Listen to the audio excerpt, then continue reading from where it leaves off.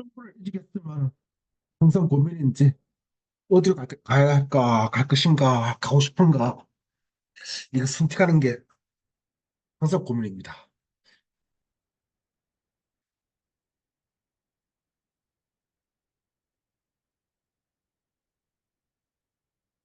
이게 참 보면 이제 딱 이게 강남은 아닌데 강남인가?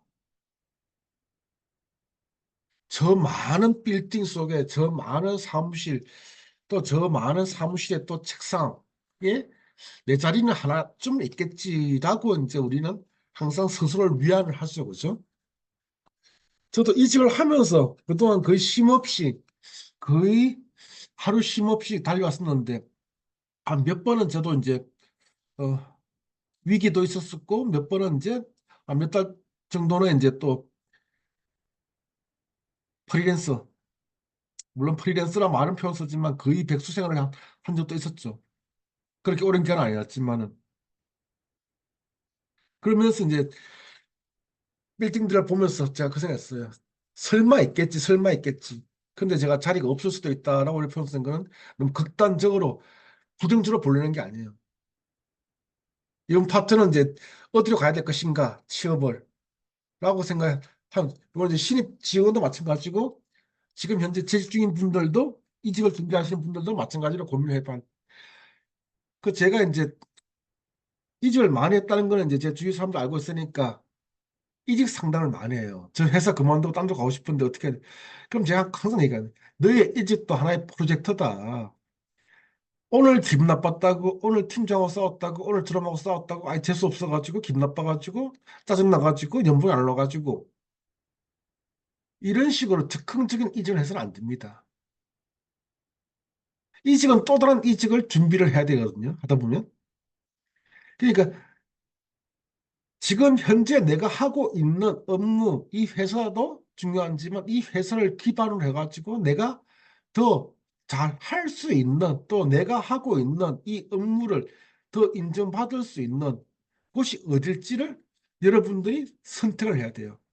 대학생들, 신입사원들, 그 취업 준비하는 대학생도 마찬가지로 여기저기 이력서 내가지고 되는 곳, 월급 많이 주는 곳을 생각하지 마시고, 진짜 내가 가고 싶은 회사를 몇 개 서치를 하고, 그게 나하고 얼마나 잘 맞을 수 있는지 봐야 돼요.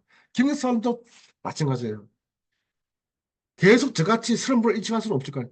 제가 30번을 일찍 했지만은, 물론 30번을 넘었지만은, 한 번도 제가 업무를 달리 가진 않았어요. 제가 해왔던 업무, 유통, 마케팅, 컨설팅, 쪽으로 계속 해왔던 일들이지 제가 여기 이 업무했다가 저 업무했다가 왔다 갔다 한 건 아니에요. 그 업무를 하고 싶었고 그러니까 저는 저 스스로 변명하죠. 저는 이 일에 대한 욕심이나 또 새로운 신규 사업에 대한 또 전략 기획에 대한 욕심 되게 많습니다. 그래 그렇다 보니까 그런 쪽 차단했거든요. 그래서 여기서 말씀드리고 싶은 장표는 내 자리가 없을 수도 있다. 역으로 따져가지고 그만큼 이직이나 취업에 있어가지고 할 때는 철저하게 분석을 해야 되고 하나의 프로젝트화 시켜가지고 3개월이면 3개월, 6개월이면 6개월, 저는 한 1년을 권고합니다. 입사하자마자 이직을 하는 프로젝트를 잘 준비할 수도 있겠죠, 그죠? 그러니까 그래서 제가 이제 이직을 고민한 친구들 물어보면 제가 얘기하죠. 너가 그럼 그 회사를 이직하고 난 다음에 그 다음 회사는 어떻게 생각하고 있느냐? 라고 딱 물어보면 대부분의 사람들이 그 다음은 뭐요? 이게 그런데 그 다음을 생각했었을 때 그 회사로 갈 것인지 물론 이직한 회사에서 몇 년씩 계속 퇴직할 수도 있겠죠, 그죠? 있겠지만은 항상 이직을 한다 했을 때는 그 다음 수를 또 생각을 두실 필요가 있거든요.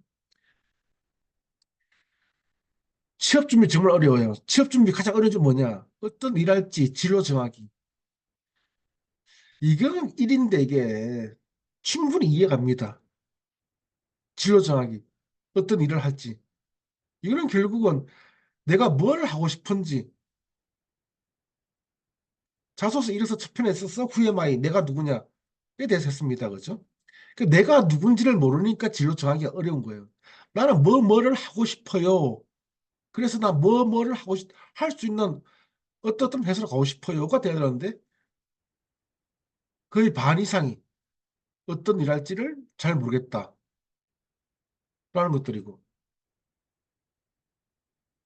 가장 막막한 시험 준비 방법은 뭐냐? 자기소개서 작성이 67%예요. 거의 70% 적었죠?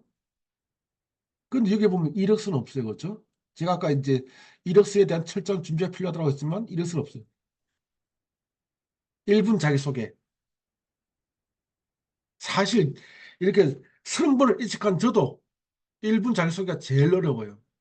여러분들도 마찬가지로 제가 그래서 이제 학교 대학 강의하면서 이제 가끔씩 학생들한테 이제 그 1분 스피치 해가지고 이제 발표를 시키거든요. 하는데 이제 1분 동안 너를 소개해봐라는 것들을 이제 제가 시켜봐요, 일부러. 사람들은 다들 난감해해요. 1분 동안에 상대방한테 나를 인식시키기 위해 가지고 무슨 단어를 사용해야 될지, 무슨 문장을 사용해야 될지, 첫 마디를 어떻게 시작해서 마지막 마디를 어떻게 끝내야 될지, 1분 자기소개 하는 연습 충분히 필요합니다. 가고 싶은 기업, 가기 싫은 기업. 가고 싶은 기업은 안정적인 회사. 요즘은 안정적인 회사라고 할 수 있는 데가 있을까요? 물론 뭐 돈을 잘 벌어서 며칠 좋아서 망하지 않고 그냥 계속 있을 수 있는 회사, 안정적인 회사라고 볼 수 있겠죠. 급여가 좋은 곳, 희망하는 직종. 이게 나가 없다고요. 가기 싫은 기업, 일이 많은 회사. 안정적인 기업은 일이 많이 없을까요?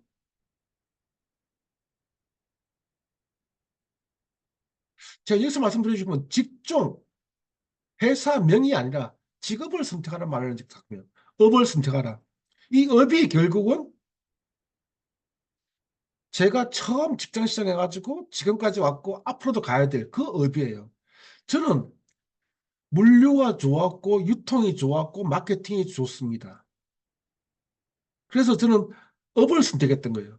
그래서 앞으로도 계속 유통을 할 수 있고 물류를 할 수 있고 마케팅을 할 수 있는 쪽으로 저는 회사를 옮기고 그 업무를 할 거라 이거죠.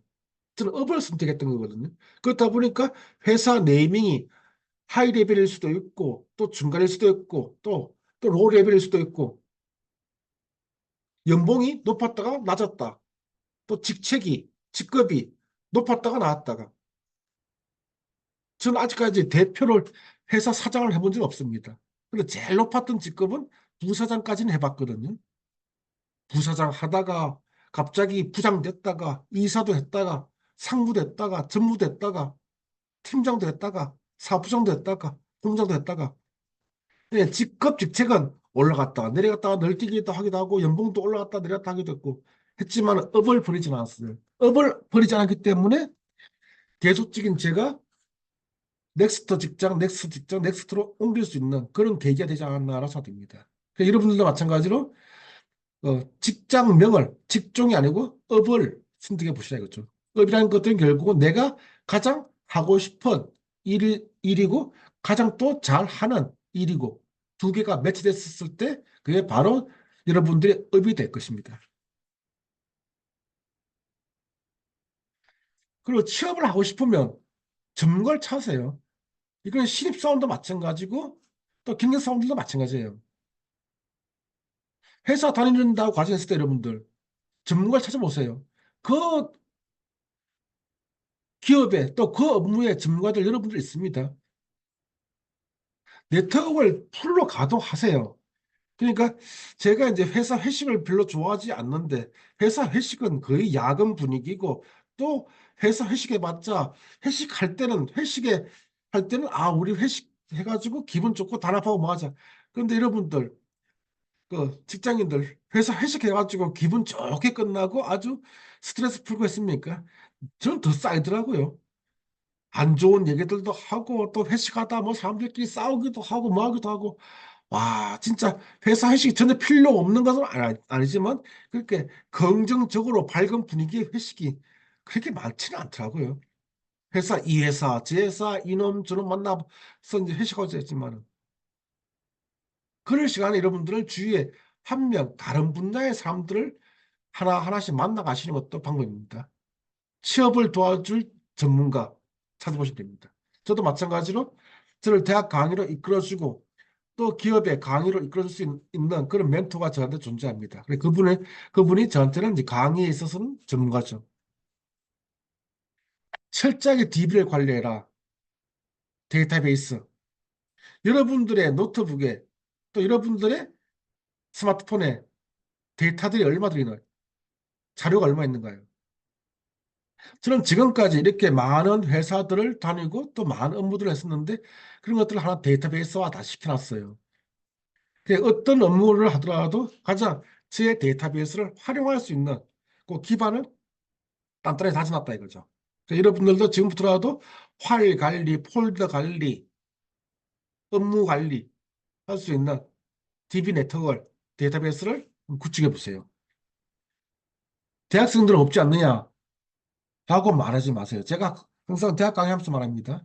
교수님들은 철저하게 강의 준비를 많이 하십니다. 또 강의 자료를 파워포인트로 만들어서 가지고 오십니다. 그렇죠?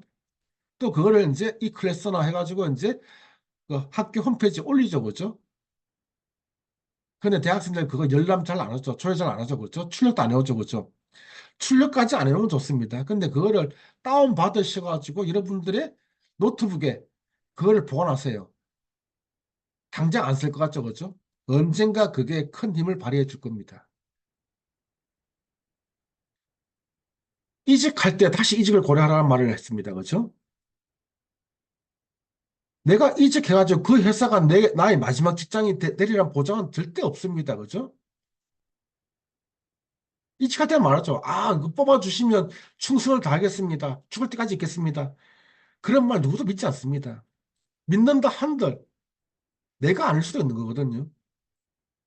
그 퇴사할 경우를 대비해가지고 재취업 가능성이 있는지 그 업무에 있어가지고 그러니까 꼭 고려해야 될 하는 요소 중에 하나입니다.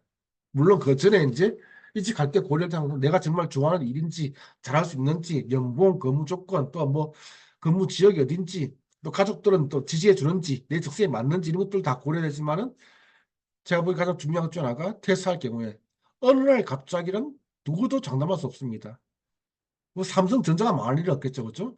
그 들어가지고 삼성전자가 망하진 않지만 삼성전자도 만에 하나 그러면 안 되겠지만은 경영 위기가 올 수도 있는 것들이요. 그랬을 경우에는 삼성전자도 어쩔 수 없이 구조조정을 할 수밖에 없는 상황 되면 그 대상이 내가 안 들어간 법도 없거든요. 근데 막상 대기업 있다가 어느 날 갑자기 구조조정 됐을 때 나의 길은 없다.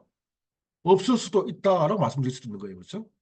따라서 내 업을 찾아라는 것도 바로 그런 의미에서 말씀드린 겁니다. 예, 오늘 여기까지 하겠습니다. 감사합니다. 좋아요, 구독 부탁드리겠습니다.